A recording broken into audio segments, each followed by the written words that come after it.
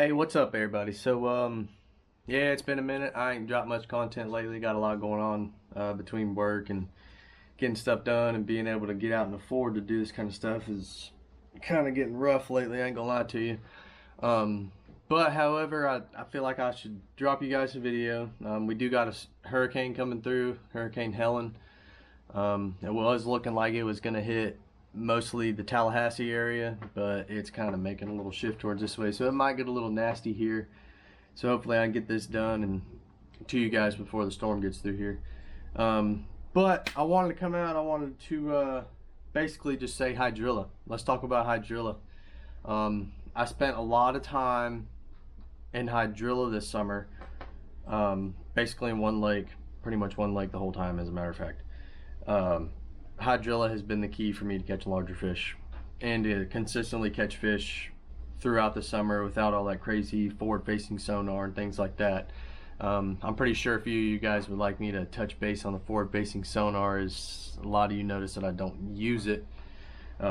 There's reasons for it. I just don't feel the need to do it right now. I catch plenty of big fish and plenty of fish without it, so let's just hop off that subject and go back to the Hydrilla. Hydrilla is like I said, it was a very important part this summer of me catching fish in the hotter months. I'm gonna basically, after I get done talking here, I'm gonna throw together. It's gonna be probably a solid 20 minutes of straight punching and throwing frogs and swim baits and all this stuff through some Hydrilla. Basically, I'm gonna share with you guys some things that I look for when it comes to Hydrilla. One of the first things definitely is going to be bait fish. If I pull up to a Hydrilla mat or a Hydrilla bloom, or whether it be isolated or a big wall of it, I always look at the top. If I don't see those little mosquito minnows or some sort of minnow at the top of that Hydrilla or grass shrimp, I move on. There's going to be nothing there. It's just like any other area in the lake, kind of like a shell bed. If the plankton and all the small stuff isn't there, the bigger fish are not going to be there. So in order to have the big fish and the bigger stuff, you got to have the tiny stuff. That's the first thing I look for when I pull up to Hydrilla. Also, the isolated mats are the isolated ones that are, you got your wall Hydrilla here. The isolated ones that are kind of off the wall, that are by themselves, maybe the size of the hood of your truck or the size of the deck of your boat, or maybe just the size of your boat. Those ones tend to hold fish. 90% of the time those are holding fish. I think simply because it kind of gives them a 360 view of where they're at. I really couldn't tell you underneath, to me, what it feels like and what it looks like on a side map, on a side graph, is it kind of looks like an oak tree, but a very, very short one. They kind of have this little canopy way underneath in the bottom of this Hydrilla, and that's kind of where most of them set. You will, get some that are sitting in the holes and so forth, but like I said, the isolated, and you want to look for the bait fish at the top. Those are the two most important things that I look for. If there's not much isolated and you do got big walls of it, the indentions that come off the walls, anything that forms a point that gives that fish an ambush point on that big wall, he's going to use it to his advantage. There was some things that I noticed it was kind of odd. Usually, we talk about wind-blown points and fish always setting themselves up in the wind. So when bait fish are being blown around and when stuff's being blown around, they're set up into it so they can just jump out and grab it. I've noticed with Hydrilla, these fish tend to sit on the backside, which is very odd. I've never been able to figure it out. If the wind's blowing on one side, the fish are definitely sitting on the other. I'm sure a lot of you guys can probably confirm that. The flip Hydrilla, it is one of the oddest things I've ever seen. I've always been, the wind-blown point, and I've always been successful at the wind-blown point. But for some odd reason, wind-blown Hydrilla, they're always sitting on the backside where it's nice and calm. These Hydrilla beds, they tend to be full of pretty much two bait fish that I noticed the most, and that's going to be shiners and brim. You will see some bluegill, but the bluegill tend to stay in the open holes and kind of out of it. You will see crowds of brim just come barreling out of these mats when you bump into them, or crowds of shiners, big schools of shiners just come barreling out of these mats when you bump into them. That's probably 90% of the reason why big fish are hanging out in the Hydrilla.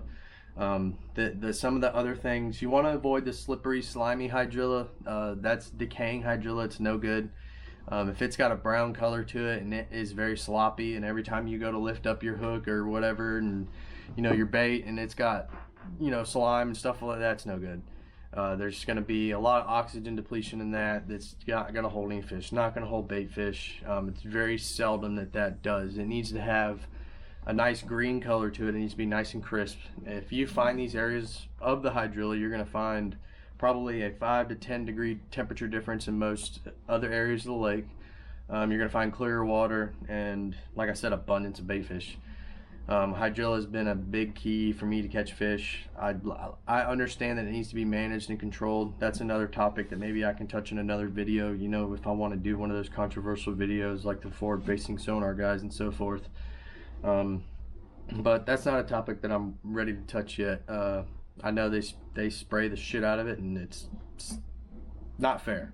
But there is a lot of it, and there's a lot of lakes that have it. Like I said, I focused on maybe 1 or 2 lakes this whole summer, and I did pretty good. And that's some of the things I can share with you. The hydrilla, like I said, the biggest key is the isolated ones, and if you can find it in 6 to 8 foot of water, that's money, dude. Especially in the middle of a big lake or something like that, and it's just out there floating. That's gonna be money. It's guaranteed gonna hold fish. Other than that, man, there's really no keys to it. I mean, you can get away with a lighter weight if you're punching it. You can get away with throwing a frog over 90% of it. The isolated stuff, I love throwing a swim bait or a chatterbait in between it. I found the swim bait to be more effective, especially if one blows up on the frog. I definitely follow it up with a swim bait, and I'll most of the time get that fish. But yeah, man, if you can find the hydrilla, you'll find the fish, and I hope this helps, because like I said, I pretty much smashed them all summer. I didn't, like I said, I didn't drop you guys much content. There wasn't huge fish, 9-10 pounders every time I went, but I did pretty good. I mean, a 5-6 pounders in 20-pound bags, that's not bad. And living in the hydrilla, not being an electronics guy or a forward-facing sonar guy, I kind of live in the hydrilla. I live in the weeds. I live in the pennywort, the water lettuce, or lily pads. Any sort of vegetation that I can find. That's what I relate to. But I'm gonna get this thing rolling, man. Y'all enjoy this video. This is probably gonna be about, like I said, 20 minutes solid of punching, throwing frogs, swim baits, and catching some good solid fish, man. Enjoy it.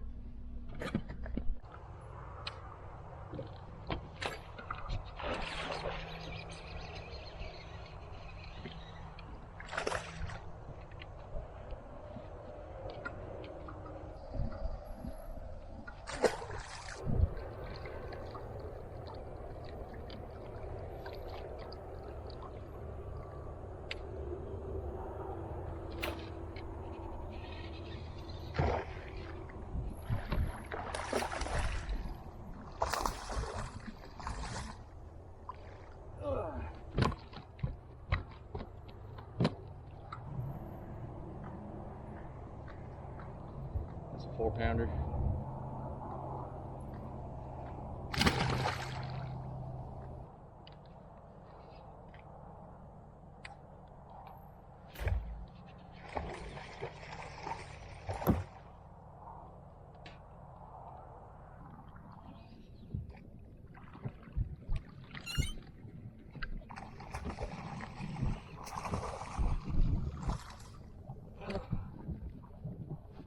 I was hungry.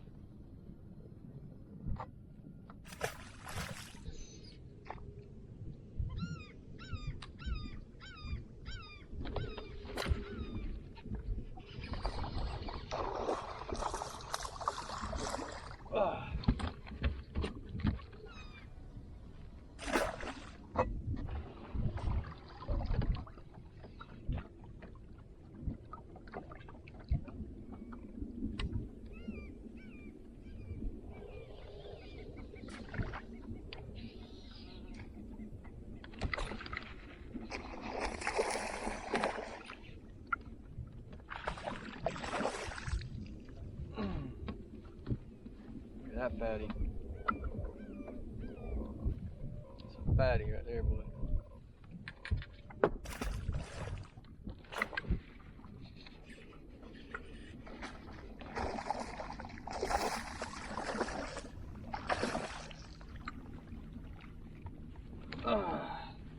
Here's a 5.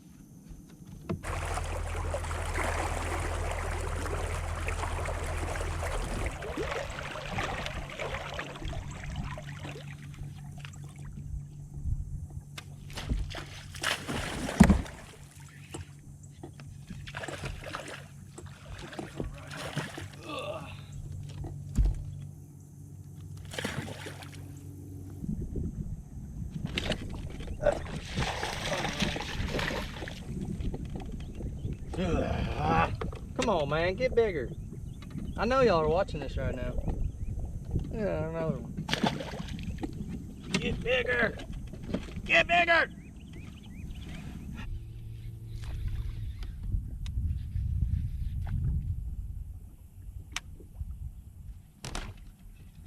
Giant. Giant. Come here, baby. Come here, baby.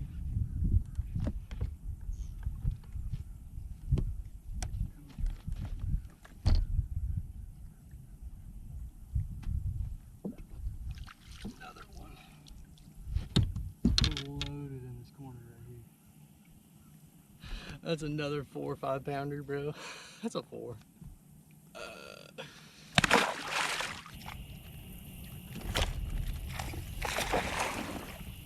Man, that little joker hit the piss out of that thing. Good lordy.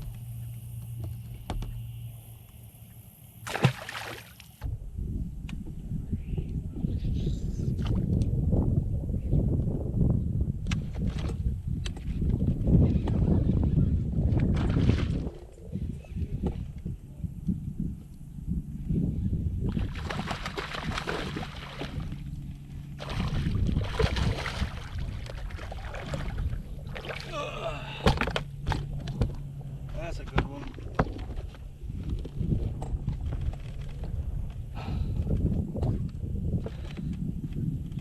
That's a good one. That's a 6 pounder. 6. Which is crazy.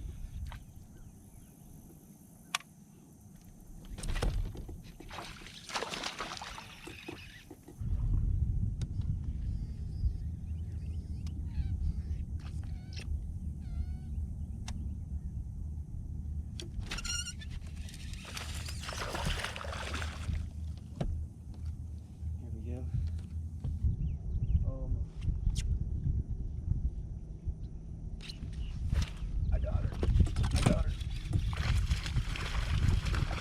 Not the same fish, but that's a good one. Ugh.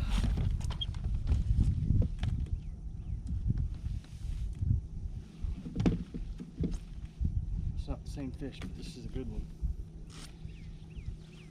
That first one was a 10 pounder.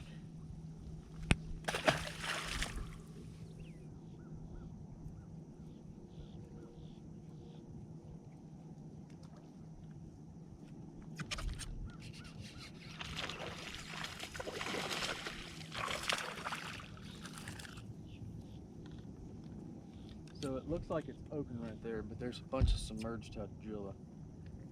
I think there's a big one waiting in there. Let's see.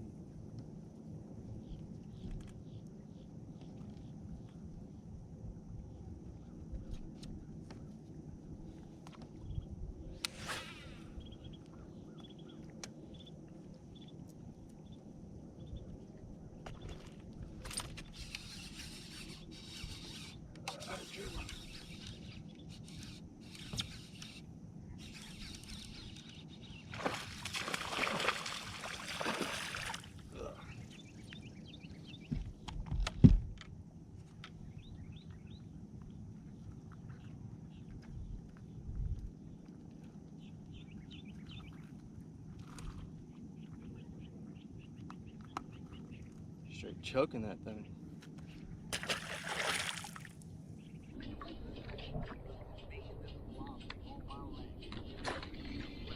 Oh God, that's her.